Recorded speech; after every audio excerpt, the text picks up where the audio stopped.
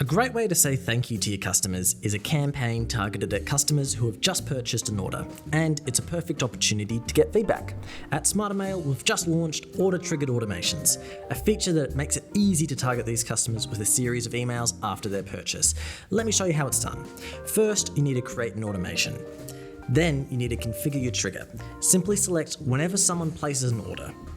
Then the automation can be triggered after every order or only after their first order is placed. The automation will then be triggered instantly after their order.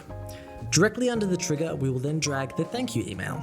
You can give it a name for your own records and a subject line. Then you click Compose Email to design your email. Afterwards, we'll add another time delay to schedule the next email 1 week after they've placed their order. Typically, you'd want to wait until your customer has received their order. Then add another email beneath. Here, you might want to get your customer to do an action like follow you on socials, share their purchase, or leave a review. Now that all your emails are in place, all that's left is to enable the automation at the top right. Click Confirm, and then you're done.